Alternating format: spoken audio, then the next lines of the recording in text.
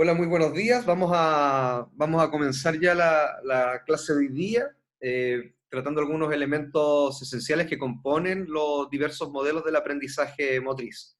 Para articular un poco lo que veníamos viendo la semana pasada, señalábamos que el proceso de aprendizaje motriz es un proceso de cambio relativamente estable y que de una u otra manera es la adquisición de nuevos elementos para la mejora de los individuos. En este caso, el aprendizaje motriz, si bien tiene una vertiente que es cognitiva y neurofisiológica, su respuesta siempre está en el movimiento, en el comportamiento del sujeto, ¿ya?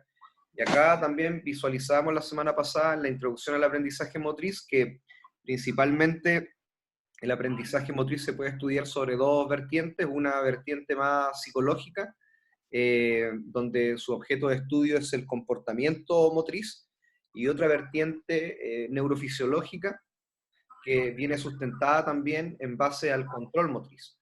Nosotros principalmente nos vamos a abocar en situaciones del comportamiento, de la conducta, en cómo estos elementos se van manifestando en que el sujeto tenga una mejora en el desarrollo de las habilidades y además también sea aún más o más competente con respecto a esos fundamentos principalmente. También señalábamos que hay una serie de conceptos que están asociados. Uno es la conducta motriz, el otro es el comportamiento motriz y el otro es la competencia motriz. Ya señalábamos que el comportamiento motriz es el objeto de estudio del aprendizaje de una mirada más psicológica. Hablábamos también que la conducta motriz está determinada por la acción motriz, y desde la mirada de Pierre Parlevas, una acción motriz viene determinada principalmente por todo el componente adicional individual, subjetivo de la persona, que hacen que un determinado individuo se mueva de una forma y no de otra. Y por tanto acá en este concepto de conducta motriz, se están asociando elementos individuales, eh, las formas de sentir, las formas de relacionarse. Y esas formas de relacionarse hacen que cada uno de nosotros se mueva, se movilice de una manera distinta. Y el concepto de competencia motriz, hablábamos que está relacionado principalmente a la eficacia y a la efectividad del movimiento, pero de un movimiento que está contextualizado. Eh, por ejemplo, situábamos que si bien el salto, el salto pies juntos es una habilidad motriz básica, cuando hablamos de un lanzamiento, por ejemplo, en suspensión, o un lanzamiento que nos permita, o llevar un balón hacia un aro en el contexto del básquetbol, eso implica ya ser competente motrizmente porque está contextualizado. Y el ser competente motrizmente está vinculado también a la progresión de las habilidades que la profesora Jacqueline mencionó en la unidad de desarrollo. O sea, cómo las habilidades motrices específicas y compuestas y especializadas y complejas van evolucionando. Bueno, el ser competente es que estas habilidades permitan también resolver problemáticas que están contextualizadas. Y avanzábamos también rápidamente en señalar de que el aprendizaje motriz tiene fases, tiene tres fases: una fase que es cognitiva, otra fase asociativa y otra fase autónoma, cada una con sus particularidades, y en función de estas fases del aprendizaje también van requiriendo de ciertos elementos que están dispuestos en distintos modelos de aprendizaje, en este caso motriz. Un modelo es una representación gráfica de una teoría. Y por tanto, lo que vamos a ver hoy día es cómo los elementos constituyentes del aprendizaje motriz, que vamos a ver la próxima semana, se distribuyen de una u otra manera en esta progresión de modelo histórica que vamos a presentar. Estos elementos son bastante pertinentes. Se van a dar cuenta que, si bien están organizados de distinta manera, de una u otra manera hay una repetición y va variando más bien la forma de interactuar de estos términos que están asociados en el aprendizaje. Para comprender el aprendizaje y los modelos del aprendizaje motriz, la literatura los ha definido principalmente, o los ha agrupado, o los ha clasificado en 4 categorías. Una categoría del procesamiento de la información, donde la principal característica está en que hacen el símil a una computadora, donde hay un estímulo que puede ingresar, una caja que programa la respuesta, y luego también una salida de la respuesta. tenemos una tendencia ecológica del aprendizaje, tenemos una tendencia centrada en la enseñanza de las habilidades y unos modelos con tendencia neurofisiológica. Principalmente hoy día nos vamos a abocar al procesamiento de la información y a la tendencia centrada en la enseñanza de las habilidades, como modelos de representación más gráfica y que son los mayormente conocidos. No voy a entrar en detalle con los modelos con una tendencia neurofisiológica porque eso está asociado al control motor, y el control motor, si bien es un elemento esencial del aprendizaje, creo que se puede escapar un poco a las particularidades de esta asignatura, entonces no quisiera entrar en detalle de cómo las vías aferentes, eferentes y los diferentes tipos de control a nivel del sistema nervioso van influyendo en el aprendizaje. Y por tanto vamos a comenzar iniciando, la redundancia, vamos a comenzar con los procesamientos los modelos de procesamiento de la información. Acá principalmente destacan 4 modelos: un modelo cibernético que es de Bernstein, un modelo de circuito regulador de Grosser y Neumayer, y un modelo de circuito cerrado de Adams y de Belfort. Además también podemos sumar el esquema de teoría de circuitos cerrados de los circuitos de Smith. Y por tanto, lo que vamos a ver ahora son su representación gráfica y vamos a ir explicando a continuación cada uno de esos componentes. El primer modelo que vamos a ver es el de Bernstein y principalmente este modelo lo que hace es del año 1967 y lo quise señalar acá porque efectivamente el aprendizaje motriz no es un elemento que se esté representando gráficamente en el último tiempo, sino que a principios de la década o a partir de 1930, 1940, ya el aprendizaje motriz ha sido una preocupación. Pero siempre iniciando desde la corriente psicológica, como parte del comportamiento del ser humano, ¿ya? A medida que ha ido evolucionando estos elementos, nos vamos dando cuenta que ya se han ido centrando más en las ciencias del deporte, en la ciencia de la actividad física, y se fueron determinando estos elementos. Lo que vamos, parece que hay un micrófono que me hace interferir. Bueno, lo que vamos a ver ahí, gracias. Lo que vamos a ver acá en este primer esquema es que tenemos un sistema de mando. Este sistema de mando viene a constituir el sistema nervioso central, pero otros elementos que son interesantes es que efectivamente posiciona al órgano efector como primer elemento del circuito, y por tanto estos órganos efectores como el sistema muscular o el aparato locomotor en definitiva, viene a ser ese objeto que interpreta los estímulos, y cuando hablamos de estímulos nos referimos principalmente a cualquier señal que viene, en este caso en particular, cualquier señal que viene del medio externo principalmente. Acá, en este modelo, solamente sitúa la estimulación de manera exteroceptiva, y por tanto lo que dice es que el órgano efector, la musculatura, el sistema muscular principalmente, es aquel objeto que permite interpretar estos estímulos y realizar una respuesta. Y por tanto hay una relación directa entre los músculos efectores, el órgano del sistema muscular y los receptores sensoriales, donde establecen un conocimiento de resultados.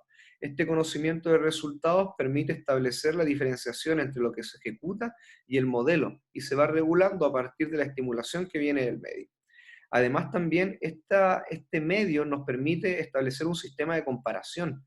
Un sistema de comparación indica en el paso número 4 que va estableciendo de una u otra manera la forma de decodificar aquella estimulación o aquella información que viene del medio.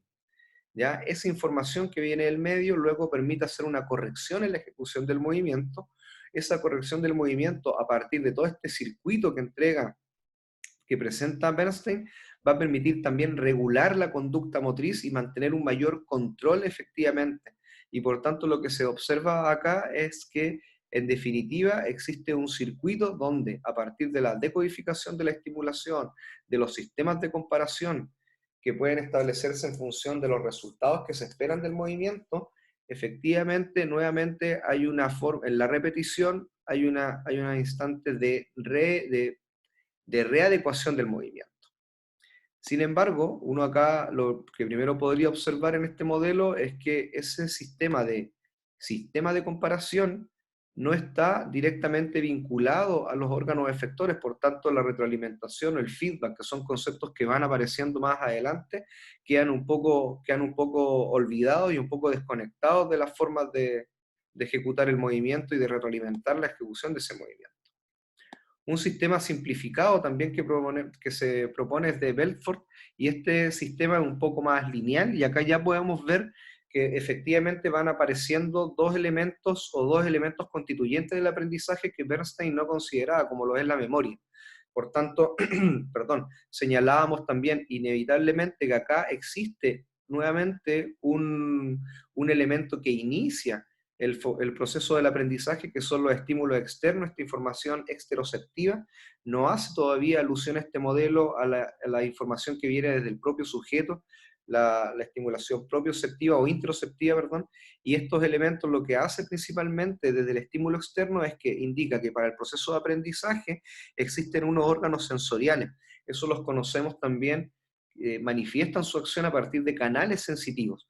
Estos órganos sensoriales pueden ser la vista, perdón, el sistema ocular, a partir de este sentido que es la visión, permiten captar, por ejemplo, estoy nombrando solo uno, como a modo de ejemplo ese sistema, pueden captar ciertos estímulos del medio para poder iniciar un proceso de percepción. Ya la semana pasada señalábamos que la relación entre las sensaciones y las percepciones están vinculadas principalmente a que la percepción es la forma que tienen nuestros sentidos de interpretar el estímulo que viene del medio.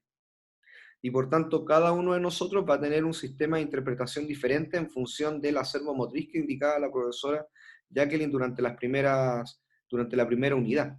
Y en ese sentido, el mismo ejemplo que señalábamos el día de ayer, cuando viene un balón, cada uno de nosotros, para poder recibirlo, el balón viene siendo el estímulo, el canal sensitivo es la visión, y por tanto cada uno de nosotros puede percibir ese balón de manera, puede venir más alto, más bajo, y en función de esa percepción espacial y temporal, vamos a iniciar nuestra respuesta, que sería ir a alcanzar el balón. Y por tanto esa percepción es individual y va, insisto, en función del nivel de experiencia que cada uno tenga. Este modelo también indica que existe la memoria de corto plazo y la memoria a largo plazo, que van a permitir de una u otra manera obtener información para instalar una respuesta que sea lo más adecuada posible en función del estímulo que venga y en función de la interpretación de la respuesta que entregamos. Posteriormente a eso, la memoria, a partir de las memorias se traslada a la selección de la respuesta a partir de la percepción, y posteriormente esto nos va a permitir iniciar la respuesta, que es lo que nosotros vemos, la conducta o el comportamiento o la iniciación del movimiento. Estos elementos, de una u otra manera, van determinando la ejecución del movimiento, y además también en este circuito, desde la percepción hasta la realización del gesto deportivo, le permiten entregar información al sujeto de cómo fue la ejecución, qué tanto o cómo lo realizó en función o en comparación a un modelo determinado. Y posteriormente acá, ya de manera más explícita, esa ejecución del movimiento de una u otra manera viene regulada por los conocimientos de los resultados. El conocimiento de los resultados es un elemento que ya se señalaba en el esquema anterior, pero este conocimiento de resultados implica o entrega información de acorde al tipo de ejecución que hizo el sujeto en función del objetivo motriz que se le plantea o de la tarea que se le plantea. Y por tanto, lo que nos indica este esquema principalmente es que este conocimiento de los resultados entrega información, esa información entregada viene y nuevamente constituye estímulo externo, y nuevamente se inicia ese proceso de ejecución del movimiento. Por tanto, acá ya visualizamos los primeros elementos vinculados a la retroalimentación, al feedback, y cómo esa información de conocimiento de los resultados en función de lo que se ejecutó permite readecuar el movimiento. Posteriormente, en este modelo de Grossen y Neumayer, lo que nos presenta principalmente, a diferencia de los anteriores, ya es un rol más preponderante con respecto a la retroalimentación, y acá asigna a la retroalimentación la función de establecer una comparación entre el valor previsto y el valor efectivo, es decir, bueno, qué es lo que se espera del sujeto y a dónde puede llegar el sujeto con la respuesta. Otro elemento interesante de este modelo es que indica que existen elementos que son perturbadores o factores que son perturbadores y que eso influyen directamente en la ejecución del movimiento. Y esos factores perturbadores de una u otra manera van a condicionar el valor efectivo, es decir, lo que esperamos del sujeto en el movimiento o este modelo de movimiento. Y acá también este modelo de Grosser y Neumayer hacen referencia o podríamos hacer la analogía y establecer la relación en función de la fase del aprendizaje que veíamos la semana anterior, cuando señalábamos que para el proceso de aprendizaje una de las fases importantes de realizar y de llevar a cabo es una primera etapa de la fase cognitiva del aprendizaje. Por tanto, efectivamente, si el contexto está perturbado, si existen interferencias en el contexto, van a repercutir en la ejecución del movimiento, pero ¿por qué? Principalmente porque hacen interferencia en la primera fase cognitiva del aprendizaje. Y este elemento es importante porque ya señalábamos que la fase cognitiva del aprendizaje establece un plan mental de lo que hay que ejecutar. El ejecutor, el estudiante, el individuo, el sujeto, se hace una idea mental de lo que hay que ejecutar. Y por otro lado también, ya lo señalábamos en la primera unidad, es que constituye el ambiente, constituye un elemento importante de estimulación para el sujeto. Y por tanto, veíamos también o establecíamos que uno de los elementos importantes del ambiente pues, es el profesor o entrenador. Y en este rol que nosotros tenemos, él releva, Neumayer y Grosser relevan también el rol de este individuo, de este actor en el proceso de aprendizaje, principalmente desde el punto de vista de la información, del valor previsto, de cómo es o qué es lo que se espera del sujeto al momento de realizar el movimiento. Y nuevamente acá encontramos otro elemento constituyente del aprendizaje que vamos a ver la semana próxima, que es la comunicación. Se conoce como la información inicial que se puede entregar en el, que se puede entregar al momento de establecer o indicar una tarea motriz. Y por tanto lo que nos dice este mapa principalmente es que tenemos elementos de un valor previsto, que es la información inicial, que va a estar condicionada o interferida por factores perturbadores que van a influir en la ejecución del movimiento. No obstante, también ese valor previsto previamente permite establecer un programa motriz. Recordemos que el programa motriz se va fundamentando principalmente a nivel del sistema nervioso central, donde se planifica el movimiento y luego se selecciona la respuesta. Y estos elementos, esta programación del movimiento, permite realizar una ejecución. Y esa ejecución está determinada por la respuesta seleccionada. Otro elemento o otro modelo es la teoría de circuitos cerrados de Adams, y esta teoría de circuitos cerrados, si bien tiene una relación lineal, establece o podemos observar que un trazo en la memoria y los trazos perceptivos van condicionando también el qué hacer y cuál es la ejecución del movimiento y la selección del movimiento. Por tanto, entrega un rol preponderante a la memoria como capacidad de retención de un estímulo o un programa, o en este caso un programa motriz, la forma de retenerlo, de seleccionarlo y utilizarlo para ejecutar un movimiento. Y luego también te indica que existe un trazo perceptivo, que además también ese trazo perceptivo viene condicionado principalmente por las formas en que cada uno tiene de responder y de interpretar un estímulo determinado, lo que nos indica que esos dos elementos van a condicionar el tipo de respuesta y el cómo hacerlo, la forma de ejecutar la cadena de movimiento frente a una tarea determinada. Y por tanto, esos dos insumos van determinando de qué manera se ejecuta el movimiento. No, en la ejecución del movimiento de manera individual nos va permitiendo establecer cómo lo estamos llevando a cabo, cómo lo estamos llevando a cabo, pero en el sentido de, insisto, de cuál es la distancia que tenemos entre la ejecución y lo que se espera del resultado. Eso nos permite hacer un análisis y un ajuste. La diferencia de los otros modelos es que el circuito cerrado se centra de manera individual en el sujeto, por tanto no entrega información o no releva el rol de la retroalimentación como información exteroceptiva que nos permite regular el movimiento. Por tanto, acá indica que hay una información más bien interoceptiva que permite regular el movimiento, analizar los errores, hacer los ajustes determinados para poder nuevamente interpretar y volver a ejecutar. ¿Ya? Y luego ya este último, podemos ver acá este mismo sistema de otra manera, también de una manera un poco más compleja y estableciendo efectivamente otro tipo de relaciones, pero principalmente lo importante de esto es que acá va diferenciando entre la línea continua y la línea puntuada, perdón, los procesos de aprendizaje y cuáles son los procesos que son propios, perdón, del control motriz. Y por tanto, nuevamente, desde el punto de vista del aprendizaje, nos dice que efectivamente, desde el punto de vista de la musculatura efectora o el sistema muscular que produce la respuesta o mediante el cual nosotros visualizamos la respuesta, el trazo perceptivo es fundamental en el sentido de cuál es la información que nos entrega para comparar el gesto y para entregar la información a esta unidad de mando, que es el sistema nervioso central, que permite nuevamente entregar estimulación mediante las vías eferentes para volver a iniciar la información.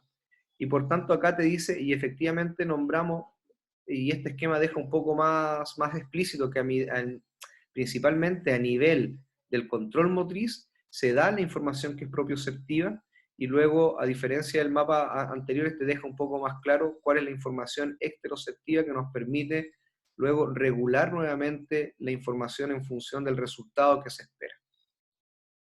Y por tanto acá, insisto, no queda claro el nombre de feedback ni retroalimentación, sino que nuevamente queda sujeto a su definición, que es este conocimiento, los resultados para volver nuevamente a interpretar el medio, los estímulos, para comparar la distancia entre lo ejecutado y lo realizado, y para volver a enviar a esta unidad de mando del sistema nervioso central la estimulación para volver a ejecutar.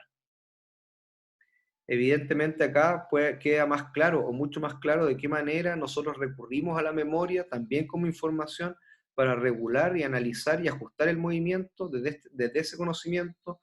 Se extrae información de la memoria para poder llevarla nuevamente a la unidad de mando. A continuación, la teoría de Smith.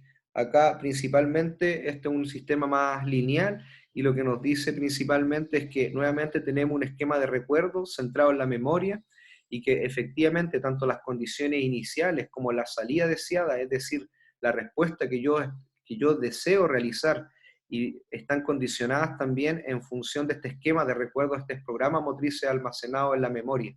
Y por tanto, esos elementos están condicionados también en la especificidad de la respuesta precisa que yo voy a utilizar para realizar la tarea motriz encomendada. Otro elemento que quisiera señalar acá es que efectivamente esta teoría establece un sistema de consecuencias sensoriales. Un sistema de consecuencias sensoriales principalmente viene determinado por el tipo de información que viene del medio y que de una u otra manera va entregando información determinada para poder reconocer el plan motriz que se debe ejecutar. Y por tanto, estos elementos o esta teoría de Smith asigna un gran valor a la memoria motriz para poder ejecutar esa respuesta. Si se da cuenta, lo que se podemos establecer acá es que efectivamente tanto la información inicial, la primera fase del aprendizaje, la selección de la respuesta y luego el análisis y el ajuste de la respuesta están determinados por estos dos elementos, un esquema de recuerdo y un esquema de reconocimiento que va especificando la respuesta ideal o la mejor respuesta en función de la tarea.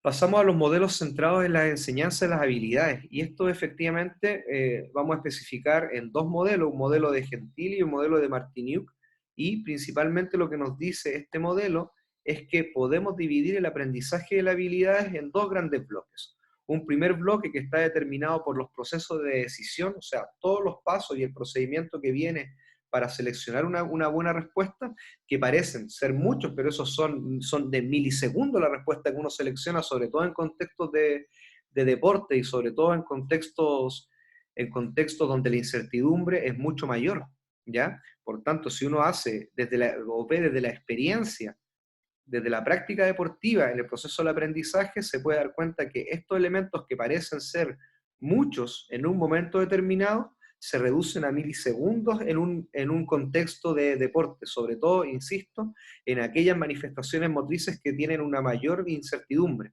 o una incertidumbre que podría ser mixta, una incertidumbre que es del medio, una incertidumbre determinada por los compañeros y por los rivales.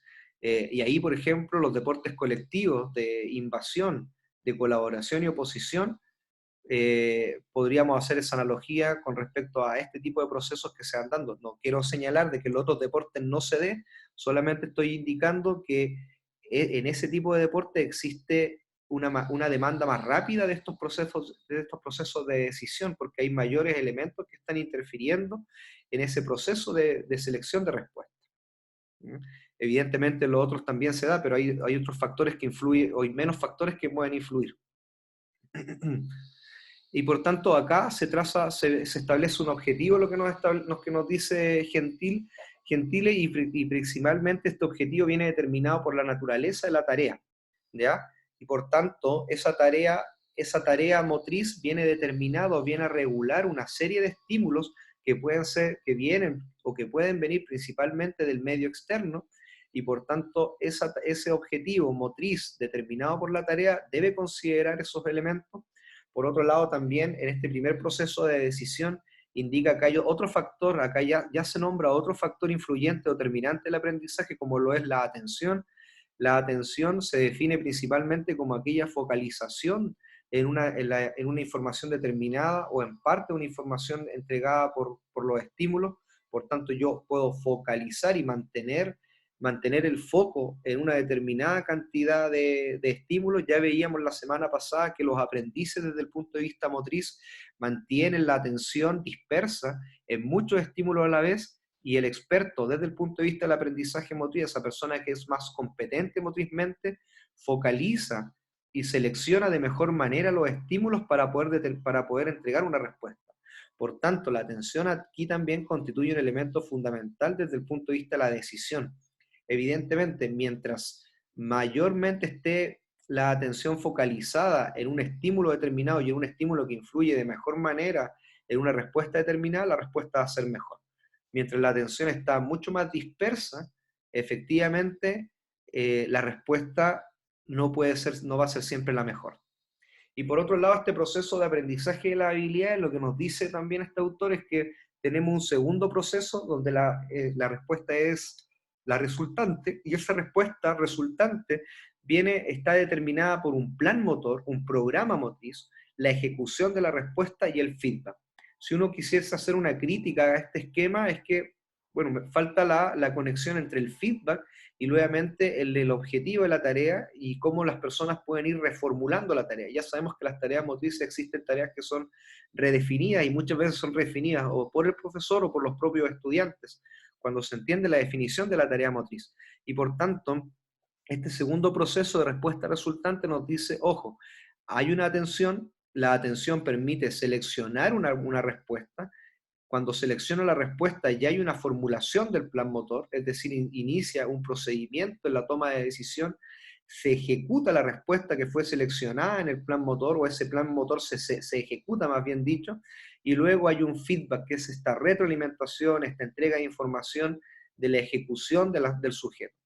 ¿Ya? Más adelante vamos a ver de que existe una retroalimentación que es externa, hay distintos momentos desde el punto de vista del proceso de enseñanza-aprendizaje en los cuales se puede determinar la retroalimentación, y esos elementos también son importantes en función de cómo van determinando el aprendizaje y la adquisición de una habilidad.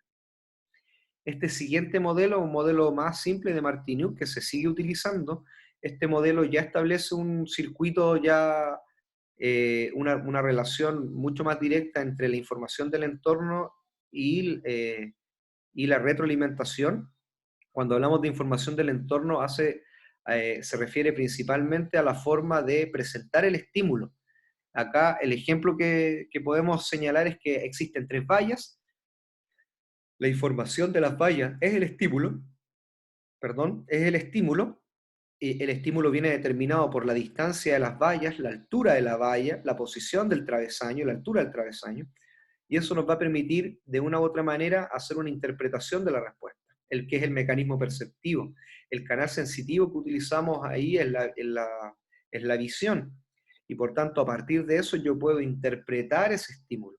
¿En qué sentido interpretar ese estímulo? Bueno, visualizar a qué distancia está, en qué momento puedo hacer el primer rechazo, cuál es la distancia que existe entre valla y valla, cuál es la altura que puedo tomar en función del travesaño, cuál es el momento más alto de la parábola para poder pasar la primera valla.